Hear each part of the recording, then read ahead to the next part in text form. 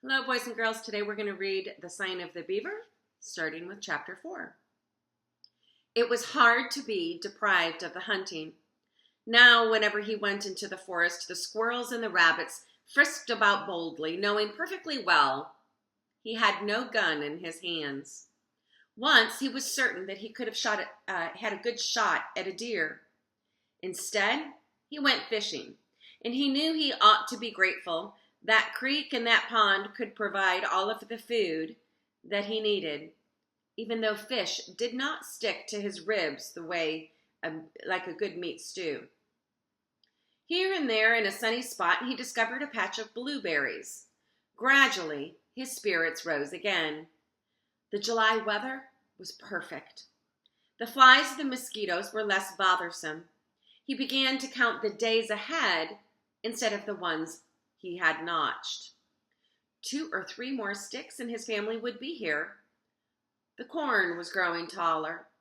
The little hard green pumpkins were rounding out. He could wait a little longer. Perhaps he even became a mite careless. He had been fishing all one morning. A good, clear day. The water still nippy on his ankles. The sun warm on his bare head. He had followed the creek a long way, and he had a lucky catch. He came whistling out of the woods, swinging 4 speckled trout. He quieted down all of a sudden when he heard a crackling in the underbrush close by. And then he stopped short at sight of the cabin. The door was swinging open at a crazy angle, one hinge broken. Across the doorsill, some white stuff dribbled like spilled flour. With a shout, he dropped the fish and ran. It was flour, tracked all over the cabin floor.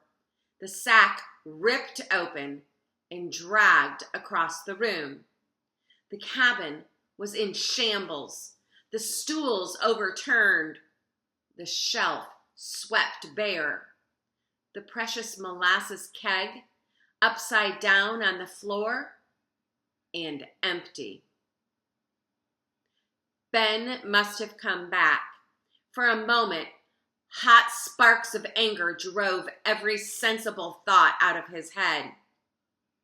And then he knew it couldn't have been Ben. Ben was too fond of food to waste it. Indians? No. It wasn't possible any human being would scatter food around like this. And then with a sinking heart, he realized what had happened. He remembered the thrashing in the underbrush. It had to be a bear. Somehow he had neglected to bar the door securely. Well, the damage was done, and the bear would be a half a mile away by now.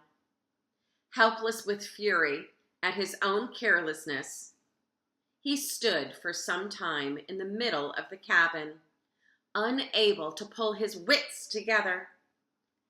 And then he went down on his hands and knees and carefully began to scrape up the traces of flour.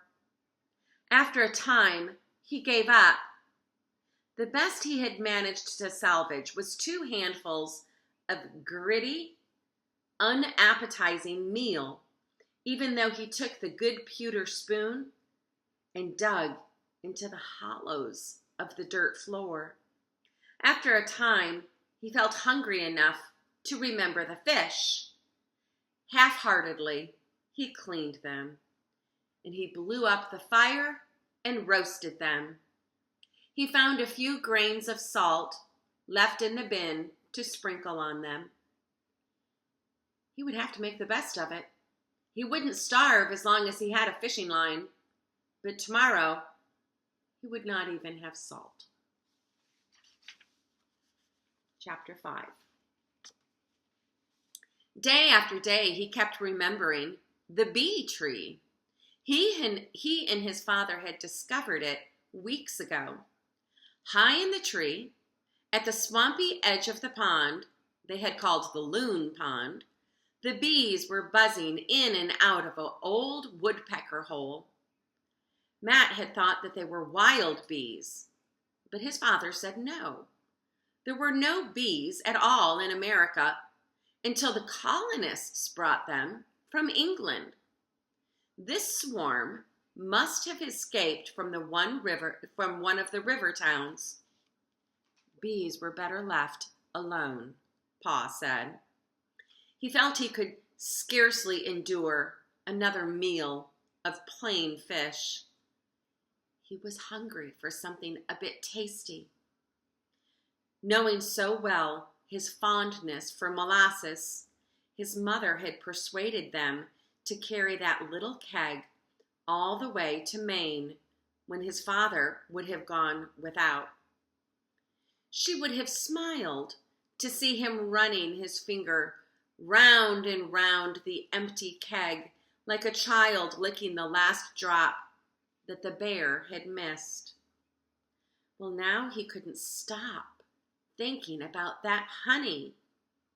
It would be worth a sting or two just to have a taste of it. There couldn't be much danger in going up in that tree and taking just a little, a cupful perhaps, that the bees would never miss. One morning he had made up his mind to try it, come what might. It was an easy tree to climb, with branches as neatly placed as rungs of a ladder. The bees did not seem to notice as he pulled himself higher and higher, even when his head was on level with the hole. They flew lazily in and out, not paying him any mind. The hole was small, not big enough for his hand, and the spoon he had brought with him. Peering inside, he could just glimpse, far inside, the golden mass of honeycomb.